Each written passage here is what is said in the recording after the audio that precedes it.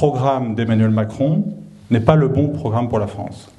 Je vais vous donner quelques exemples qui vont vous rappeler des choses que vous avez sûrement déjà entendues ou lues. Le premier, c'est ce projet d'augmentation de la CSG de 1,7%. C'est un projet qui va avoir un impact très important sur beaucoup de Français, beaucoup de bas salaires. 2/3 des retraités vont être touchés, les fonctionnaires, les chômeurs. C'est un projet qui est très injuste. Une augmentation de la TVA de 2% aurait été plus juste et plus efficace aussi pour la compétitivité de notre économie. Un autre exemple, l'annulation de la taxe d'habitation pour 80% des ménages. Si on peut parler d'une mesure pédagogique, en voilà une. Pardon, démagogique. Parce que finalement, au-delà de l'apport, l'attrait que ça représente pour tout le monde, ou pour 80% d'entre nous, ça augmente en fait fondamentalement la dépendance des collectivités locales vis-à-vis de l'État.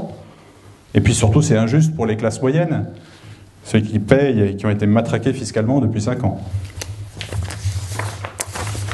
Autre mesure qui a été annoncée, un ajustement au niveau de l'ISF. Moi, je trouve que c'est un cadeau qui est fait à ceux qui tirent profit de la financiarisation excessive de l'économie. On va continuer à taxer ceux qui ont passé une vie à accumuler leur patrimoine.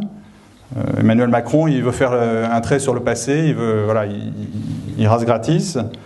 Mais il y a des générations de gens qui ont travaillé et qui sont complètement démunis par rapport à cette situation. Bon, et puis par ailleurs, ça pose le problème de l'investissement productif. Moi, je pense qu'il aurait été plus simple de supprimer cet impôt qui est inefficace. On le sait, ça fait des années que des études le montrent. Et mettre en place des mesures qui vont inciter les Français à investir dans les entreprises de demain, les entreprises qui vont créer de la valeur, qui vont créer des emplois. Un autre exemple, la baisse des charges, promis par Emmanuel Macron, elle s'applique seulement sur les bas salaires. Ça veut dire que, voilà, au lieu de tirer la France vers le haut, au lieu de créer des emplois pérennes dans les secteurs qui sont porteurs d'avenir, dans lesquels la valeur ajoutée, les talents des Français vont pouvoir s'exprimer, eh ben, on continue à faire la politique des petits bouts de chandelle. Voilà. Il faudrait baisser les charges pour l'ensemble des entreprises, mais surtout sur les petites. C'est les petites entreprises aujourd'hui qui peinent. Les grandes entreprises se débrouillent, elles ont des armées de juristes pour optimiser leur fiscalité.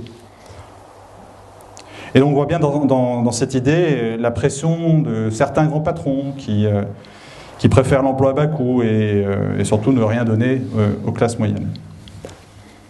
Autre sujet, l'immigration. Est-ce que vous avez entendu parler, Emmanuel Macron, sur l'immigration ? Ben moi non. Et rien, vraiment rien.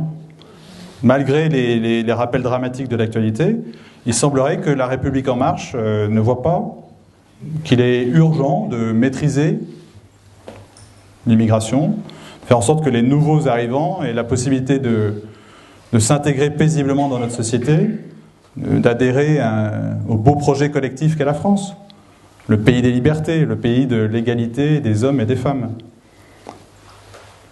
Autre question qui touche au fondement de notre civilisation.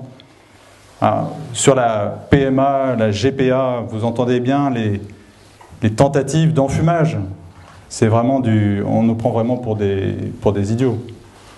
Et ce qui m'inquiète le plus, c'est qu'il va y avoir l'euthanasie, très prochainement. Les concessions au lobby LGBT, elles ont été faites, elles sont publiques, il y a des courriers. Je pourrais même vous l'envoyer, si ça vous intéresse. Et donc c'est sa valeur de contrat. Le président Macron s'est engagé vis-à-vis du lobby à poursuivre ce qu'ils appellent les réformes de société, changement de civilisation. Moi, je ne crois absolument pas à l'idée d'un moratoire. On parle d'un moratoire sur les questions de société, sur les réformes de société, j'y crois absolument pas. Et puis, ce qu'on voit aussi, c'est qu'il n'y a pas de projet de restaurer le quotient familial, qui a été complètement massacré sous Hollande. Pas de projet de rétablir une politique familiale universelle. Voilà, on est vraiment dans la continuité de la politique hollandaise sur ce sujet.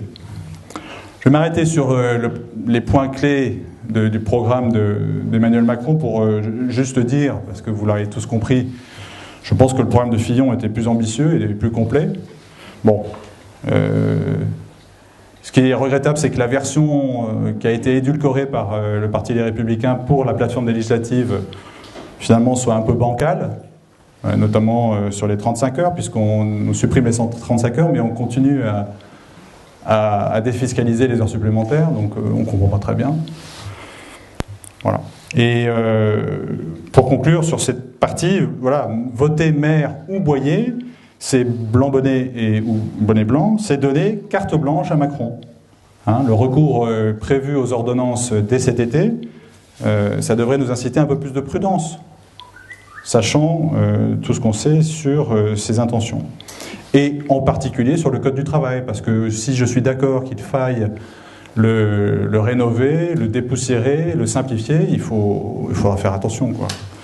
On a bien vu qu'au moment de la loi travail, c'était un sujet très très très difficile à traiter.